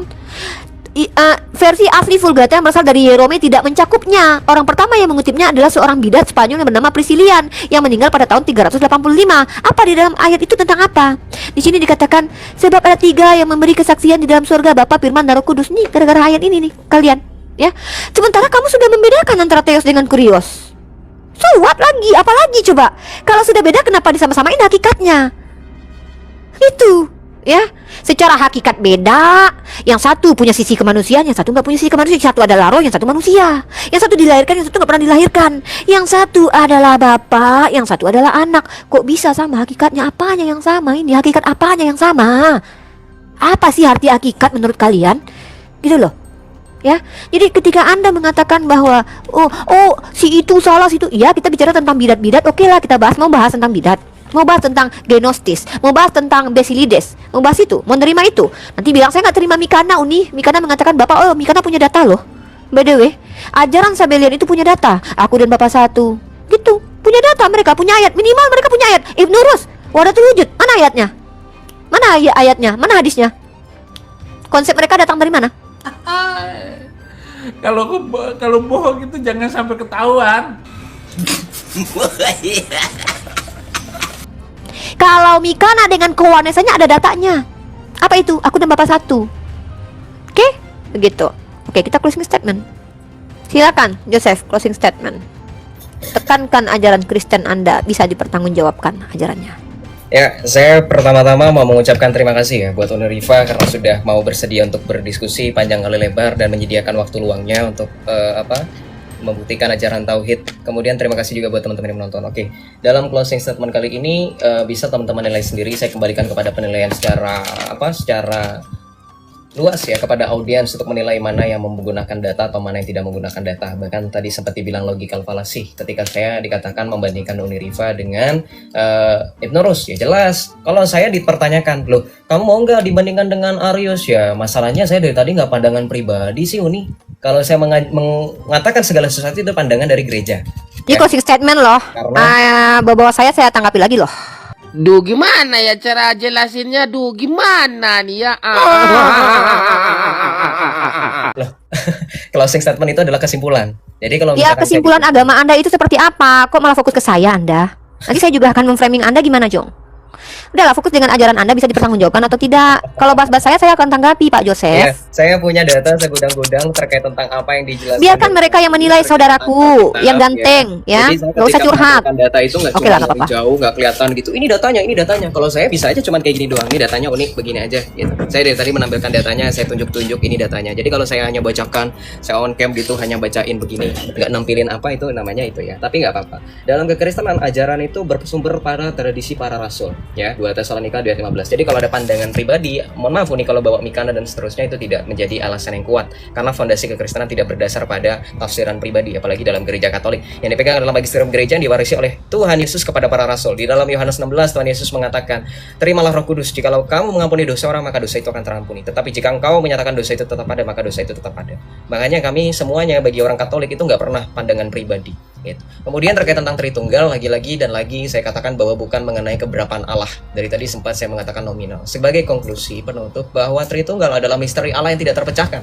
Jikalau ada orang di luar kekristenan menyatakan Tuhanmu tidak masuk akal, tidak masuk logika, ya memang. Dalam keyakinan saya, Tuhan itu tidak akan pernah masuk akal logika sempit manusia. Mungkin ada iman yang lain mengatakan Tuhannya masuk akal, ya selamat. Tuhan Anda sekecil pemikiran Anda, sesempit logika Anda dalam memahami kebagaimanaan Dia. Tetapi di kami, Tuhan itu tidak pernah bisa terselami. Ya, 1 Timotius 3:16 jelas mengatakan bahwa Dialah satu-satunya yang tidak takluk kepada maut, terang tak terhampiri. Tiada seorang pun mampu untuk menyelami dan melihat Dia. Jadi kalau dikatakan misteri, ya saya dari awal nggak pernah mengatakan saya bisa masukkan akal Tuhan kan. Tritunggal itu tetap misteri. Dan bagaimana misteri itu kami responi? Ya kita berpartisipasi dalam misteri Allah Tritunggal, itu saling mengasihi, sama seperti Bapa dan Sang Firman dan Roh Kudus saling mengasihi satu sama lain. Dan itulah respon dalam iman kami. Jadi sebagai kesimpulan, jikalau dikatakan Tritunggal itu ajaran yang sesat, kafir, syirik dan seterusnya, nggak apa-apa, saya bangga dengan Tritunggal. Kenapa? Tritunggal tidak menyebabkan perpecahan. Sekalipun ada bidat, Sabellianisme dan seterusnya, kalau Uni mau berbicara mengenai itu nanti kita diskusi. Kenapa? Karena saya punya bukunya sendiri dalam membahas tentang sekte bid'ah atau sesat yang sudah dikutuk oleh gereja. Ini adalah bukunya Selilit Sang Nabi, ya. Bang Andar juga punya sebenarnya, tapi nggak apa-apa. gitu. Jadi Tritunggal itu adalah konsep yang sudah maksimal dan sesuai dengan ajaran gereja. Sesuai dengan gereja aliran utama seperti Katolik, Protestan, dan Ortodoks memahami Tritunggal Allah. Walaupun mungkin sekelas seperti Bapak Donditan yang terhormat mengatakan bahwa Tritunggalnya Ortodoks dan Katolik berbeda, tapi saya yakin Bapak mari kita Donditan? introspeksi masing-masing. Melawak United ni udah kelihatan goblok ya kan? Ya, karena Tritunggal dan Tauhid adalah konsep yang jauh dibandingkan. Kenapa? Tritunggal itu pengajaran yang tegas dan legas, ya. Sorry, tegas dan jelas. Bukan pandangan pribadi dari orang per orang. Makanya kalau dari tadi kita berdiskusi panjang kali lebar tidak menemukan poin pada pemahaman Tauhid, kita bingung. Ada pertanyaan yang belum terjawab sampai dengan detik ini, yaitu, ya mungkin ini jadi PR buat Unirifa ya, jadikan PR aja Uni, nggak apa-apa. Tauhid mana yang diajarkan oleh Rasulullah? Apakah tauhidnya Ibnu Taimiyah atau Kayaknya udah saya jawab deh tadi deh. Jamaah? Saya udah jawab tadi Joseph ya. Kamu terima atau enggak itu bukan urusan saya. Saya udah tunjukkan tadi ya. Rasulullah mengajarkan tauhid seperti apa. By the way, kamu closing statement loh. Kok nanya lagi? Iya, sebenarnya Saya sudah menunjukkan jawabannya. Oke, udah ya. Kalau udah clear doang. Kalau udah nggak ada lagi yang mau di closing statement kan, ya udah nggak usah framing banyak sana sini. Saya juga mampu melakukan hal itu.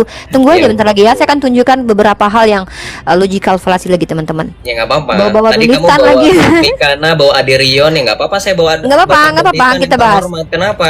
Ya Eh, jangan panas-panas iya, aja. nggak dong, nggak Kamu dong, bawa nggak dong. Mikana, bawa Aderion nggak apa-apa. Agak apple to apple sih. Udah, jangan emosi dong. Kenapa sih akhir-akhir debat pasti emosi, Joseph? Tadi kita santai, tenang. Kenapa? Yang Santai dari dong. Tadi emosi itu justru Umi. Oh enggak dong, saya tegas orangnya. Orangnya emang tegas begini saya. Oke. Lanjut Saya akan closing statement teman-teman ya. Oke, teman-teman bawa buku sebanyak apapun tapi poinnya nggak ada ngapain. Al-Qur'an itu jelas mengatakan qul huwallahu ahad, Allah al-wahid. Ya, jelas Allah ahad, Allah al-wahid. Konsep tauhid diajarkan Nabi Muhammad di dalam riwayat hadis. Tauhidnya seperti apa? La ilaha illallah Muhammad Rasulullah. Lalu apakah si Ibnu Taimiyah bersalahan dengan Nabi Muhammad ketika dia memiliki konsep bagaimana cara memahami? Apakah jatuh ke ranah kafir? Kalau ranah bid'ah, iya bid'ah. Bid'ah itu artinya apa? Sesuatu yang baru. Bid'ah itu ada dua, bid'ah hasanah, bid'ah dolalah. Yang mana nih yang mau dia permasalahkan nih? Saya bawa Mikana. Saya tidak mau ketika ajaran yang dia sepakati dibidatkan lalu dilemparkan ke muka saya. Itu saya lakukan kepada dia. Lalu dia membandingkan saya dengan Ibnu Rus misalnya. Masalahnya pertentangan saya dengan Ibnu Rus apa gitu? Konsepsi kita yang berbeda apa gitu ya? Kita bicara konsepsi guys, bukan konsep ya. Nah itu juga ya, dan Nabi Muhammad tidak mengajarkan konsep itu by the way. Nah lalu oke, Islam itu ajaran yang sangat eksplisit ya. Konsep tauhid itu dasarnya jelas dan tidak diingkari. Ketika percaya Tuhan itu satu, tautonya Allahnya dua, tiga ya, itu satu. Ada yang mengatakan Tuhan kami itu tidak terselami, tidak ada yang melihat Tuhan, dan Tuhan kami itu Allah kami entah Allah entah Tuhan lah ya, dan tidak terganggu dan apa segala macam. Tapi yang ditabok Hansip Romawi, yang ditusuk lambungnya itu ternyata adalah Tuhan dan juga Allah. Teman-teman lihat kalau si Yosef lagi live ya, bahwa Yesus adalah Tuhan dan Allah. Allah kami itu tidak terlihat, tidak terdeteksi, tidak bla bla bla, tapi ditabok iya, dibunuh iya, dimatikan iya, dihinakan iya gitu.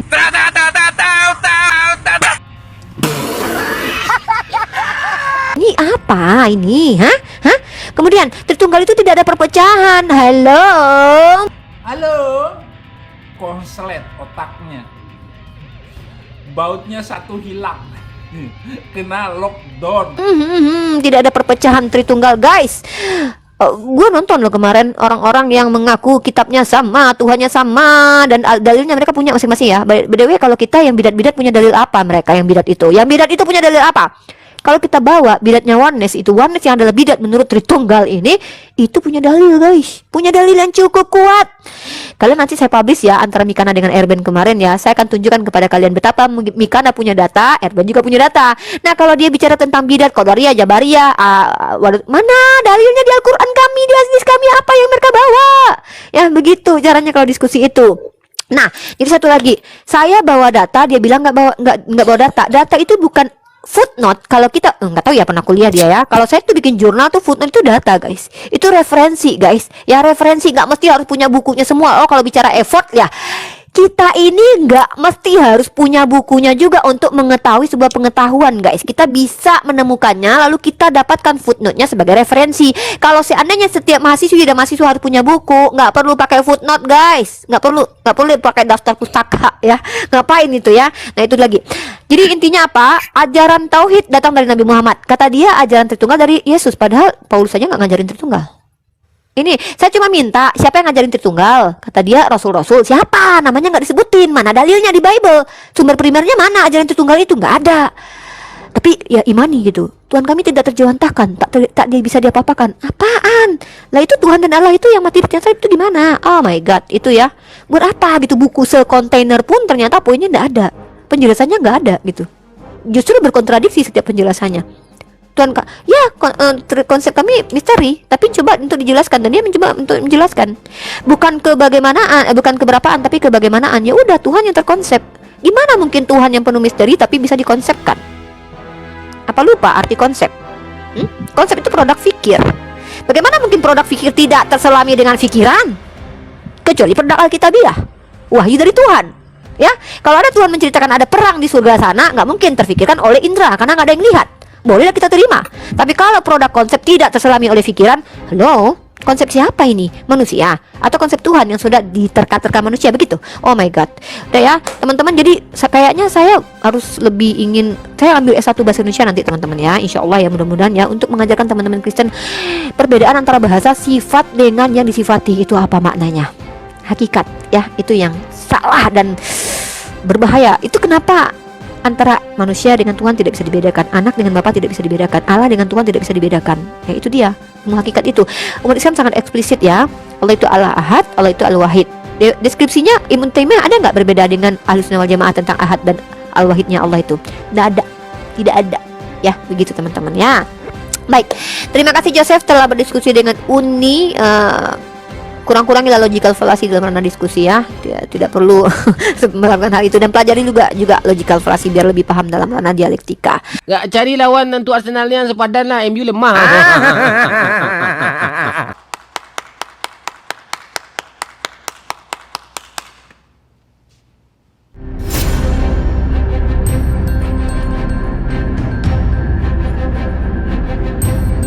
The religion of Jesus was Islam. Because with Allah, there is only one religion. He says, Inna dina indallahi al-Islam.